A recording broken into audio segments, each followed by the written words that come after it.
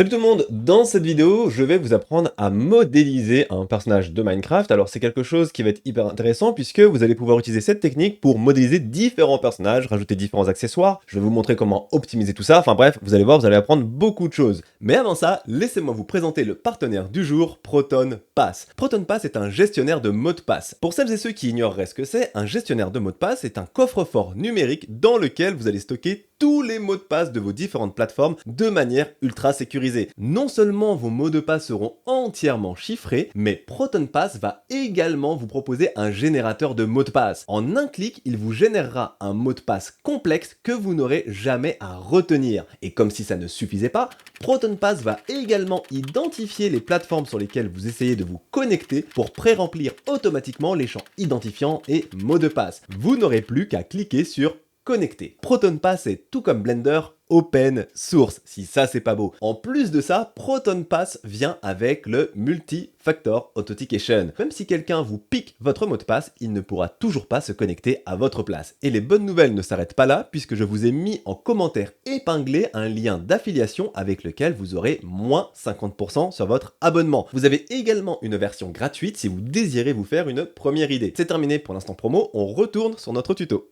Donc là, ce que je vais vous demander, ça va être vraiment de garder les mêmes dimensions que les miennes, d'accord? Par défaut, c'est un cube qui fait 2 mètres sur 2 mètres, on va le laisser à 2 mètres sur 2 mètres. On va tout de suite se mettre en vue de face avec 1.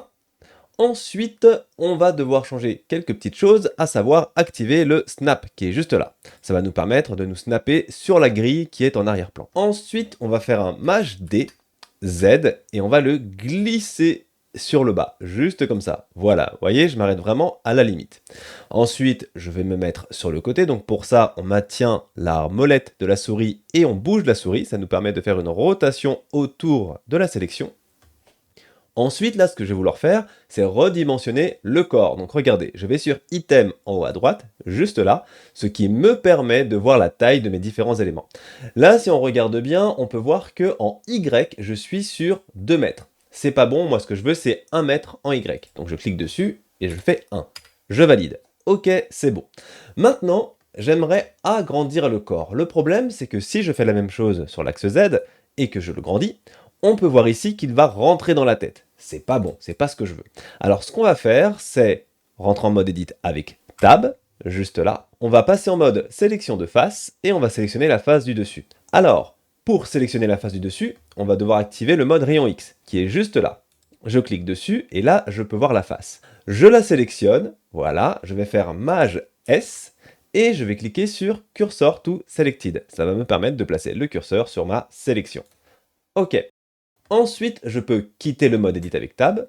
Je vais désactiver le mode rayon X. Alors là, je vais vous montrer les raccourcis. Pour désactiver le rayon X ou l'activer, c'est Alt Z. Vous pouvez voir les raccourcis d'ailleurs ici sur la gauche. Et maintenant, je vais lui demander de changer le pivot point. Donc pour ça, vous allez déjà cliquer juste ici et vous allez changer median point et prendre 3D cursor. On clique dessus et là, je vais faire S, Z pour lui dire de faire un S uniquement sur l'axe Z et je vais taper 1.5. Je valide. Et là, c'est bon, j'ai bien une bonne taille de corps, c'est parfait. Ensuite, très important, on va appliquer la scale. Alors, je ne vais pas rentrer dans les détails, mais il faut savoir que dans pas mal de cas, si vous n'appliquez pas la scale ou la rotation, ça peut vous provoquer pas mal de petits problèmes. Donc, pour appliquer la scale, on va faire CTRL A et on va faire Apply Scale, qui est juste là. Et là, regardez, j'ai bien 1 partout sur chacun des champs scale de la scale qui est juste là. Ça, c'est hyper important, faites-le bien. Ensuite, on va devoir créer les membres. Alors, pour créer les membres, on va passer en mode Edit avec Tab. Sélection de face, je vais sélectionner cette face ici. Je vais faire Maj D, et regardez, donc là, je l'ai bien dupliqué, et tout de suite, je fais clic droit. Clic droit, ça va me permettre de la laisser sur place. Ensuite, je vais faire E, je vais le tirer un peu. Alors là, ce que j'aimerais bien, c'est avoir un contrôle parfait sur ce que je veux, et je vais juste écrire 1. Ça va lui dire de faire une extrusion sur 1 mètre. Je valide avec entrée, et là, c'est bon, j'ai fait le premier bras. La chance qu'on a, c'est que les personnages de Minecraft sont, d'une manière générale, assez simples. On va pouvoir récupérer ce membre-là, et le dupliquer pour avoir le deuxième bras et les 2 jambes. Donc là, ce que je vais faire, c'est appuyer sur L. L, ça me permet de sélectionner tout le mesh qui est relié au vertice que j'avais déjà sélectionné.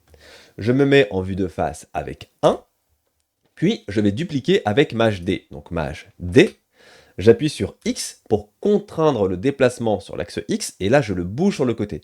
Comme j'ai activé le snap, vous pouvez voir que ça se déplace par incrémentation. Ok, je le mets juste ici. Maintenant, je vais faire la même chose pour les jambes. Donc, Maj D, et je le déplace au niveau des jambes. Voilà, et une dernière fois, Maj D, X, et là, je le mets juste ici. Donc là, je suis allé assez vite, mais en soi, je n'ai fait que dupliquer des éléments et les déplacer. Parfois en utilisant la contrainte X, parfois en le déplaçant librement. Vous pouvez le déplacer librement tant que vous avez bien activé le snap juste ici en mode increment, d'accord? Là, vous êtes sûr de le placer correctement.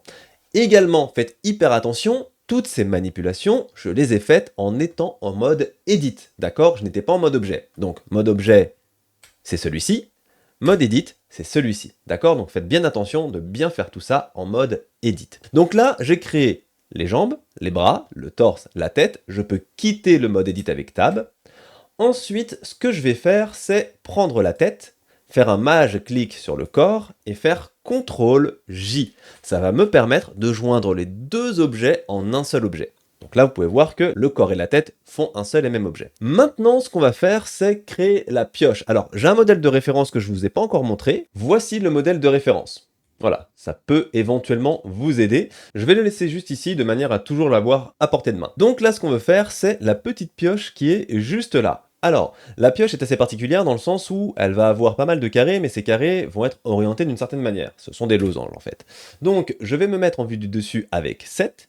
Je vais faire Maj A et je vais chercher un plane. Juste comme ça. Donc là, on peut voir que le corps me dérange. Je vais le sélectionner. J'appuie sur F2 pour le renommer et je vais l'appeler Steve. Je valide. J'appuie maintenant sur M pour le mover, pour le bouger dans une nouvelle collection. Donc, la nouvelle collection, je vais l'appeler Character. Ok. Je désactive la collection dans l'outliner juste ici, de manière à ne voir que le plan. Je zoome un peu. Je passe en mode Edit avec Tab, et là je fais clic droit, Subdivide. Alors attention, avant de le faire, il faut bien que tout soit sélectionné. Regardez, je sélectionne tout avec A, clic droit, Subdivide. Et là, je vais juste faire Maj R plusieurs fois, jusqu'à obtenir ce niveau. Voilà, j'ai fait Maj R 4 fois. Chaque petit carré va représenter un cube de notre pioche. Toujours en étant en vue du dessus, on va faire R45. Maintenant, le but du jeu, ça va être de recréer la pioche directement en sélectionnant les faces qui nous intéressent. Donc là, on va compter les coins. Il y a 1, 2, 3, 4, 5, 6, 7, 8 coins, d'accord, en partant de celui-ci. Et après, on a la tête de la pioche. Donc on va déjà faire les 8 premiers coins. Donc on va prendre celui-ci. Voilà.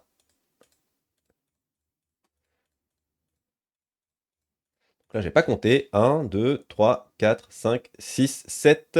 Il m'en manque encore un, 8. Ok, donc là, on se retrouve à ce niveau-là. D'accord? Donc on va encore créer deux coins sur le côté. Celui-ci et celui-ci. Ensuite, on peut voir qu'on va commencer le début de la pioche. Donc pour commencer le début de la pioche, on va être à ce niveau-là. D'accord? Et ensuite, on va descendre. Alors là, j'imagine que c'est 1, 2, 3, 4 ou 5. Donc on va descendre. 1, 2, 3, 4. Est-ce que je descends jusque là?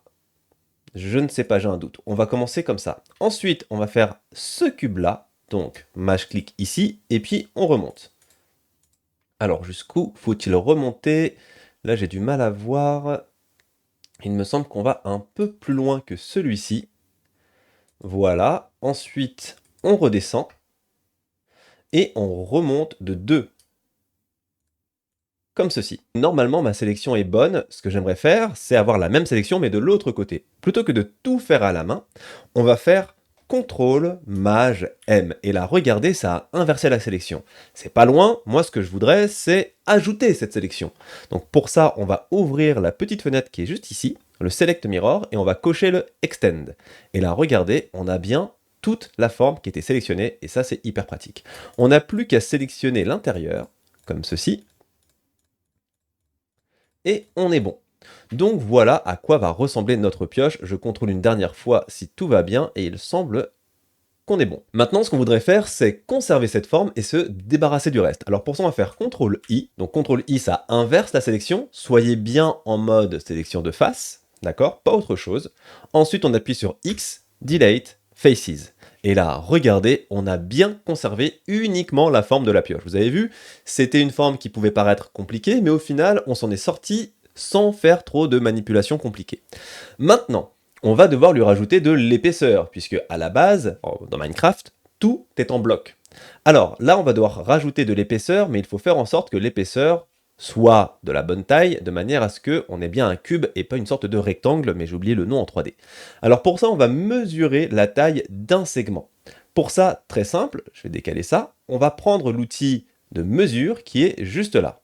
Vous voyez? Alors je vais vous le pousser, comme ça vous allez voir un peu ce que je sélectionne. Ici, on clique, ensuite on va cliquer là-dessus, on maintient le clic enfoncé et on va de l'autre côté.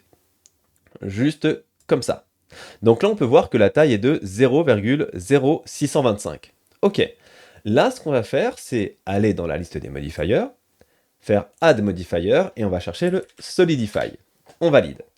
Là, ce qu'on va mettre ici, c'est 0,0625. Donc 0,0625. Je valide. Et là, regardez, on a bien une pioche qui est constituée de cubes uniquement. On va pouvoir ensuite sélectionner les petits points et les supprimer. Ok. Je peux quitter le mode Edit avec Tab. Là, je vais renommer ma pioche en pioche. Alors, je ne sais pas comment est-ce qu'on l'appelle pioche en anglais. Je vais donc l'appeler pioche en français. C'est pas bien, mais tant pis. Ensuite, collection, je la sélectionne. Je fais F2 pour la renommer. Et là, je vais la renommer Assets. Ok. À présent, on va devoir changer un petit peu la taille. On va voir si elle est de la bonne taille par rapport à notre personnage. On réactive la collection caractère, on sélectionne notre pioche, je vais me mettre en vue de profil, voilà, et là je vois déjà qu'il y a un petit souci puisque le point d'origine, le petit point jaune qui est juste là, n'est pas bien placé par rapport à la pioche. Donc je retourne au mode Edit, je passe en mode sélection de vertice, je prends le premier point qui est juste là, alors je vais juste repasser en mode Select Box, je prends le point qui est juste là, Maj S, Cursor to Selected. Je quitte le mode Edit avec Tab, clic droit, Set Origin, Origin to 3D Cursor. Comme ceci. Ensuite, je me remets en vue de profil avec 3. Je vais faire R90. J'aimerais bien que la pioche soit orientée vers le haut, donc je fais moins. Je valide. Et ensuite, je vais tourner un petit peu, même me mettre en vue de face, tiens. Positionner la pioche à ce niveau-là. Et je vais l'agrandir avec S. Donc là, vous voyez que le scale se fait par rapport au 3D cursor, c'est parce que tout à l'heure, nous avions changé le Transform Pivot Point. Pour changer le Transform Pivot Point, soit vous retournez ici, et vous cliquez sur Median Point, ou alors vous appuyez sur Point, et vous allez prendre, pareil, le Median Point ou le Bounding Box Center. C'est juste le raccourci. Je clique dessus, et là je fais S, et je vais pouvoir l'agrandir comme je le souhaite. Je vais même activer le snap sur le scale, donc je vais ici. Dans Affect, je vais cocher Scale, de manière à avoir un scale qui s'incrémente petit à petit, comme ceci. Voilà, et j'aimerais bien quelque chose d'un peu plus grand, et encore plus grand. Voilà. Ensuite, je vais juste faire CTRL-A, Apply, Scale, et surtout Rotation. Donc Rotation et Scale qui est juste en bas. Je clique dessus, j'ai bien ma rotation qui est passée à 0 degré partout, et la Scale qui est passée également à 1 partout. Je regarde si tout est correct, alors non, là il y a eu un petit souci. J'ai appliqué la Scale, mais le problème c'est que j'aurais dû appliquer le Solidify avant. Donc je vais faire CTRL-Z, j'applique le Solidify, et maintenant, je fais CTRL-A et je fais Apply, Rotation and Scale. Juste comme ça. Et là, on est bon, on a bien la bonne taille de cube. Ok, c'est parfait. Je vais ensuite regarder un peu à quoi ça ressemble avec la pioche de bien positionner. Donc je me mets en vue de profil avec 3.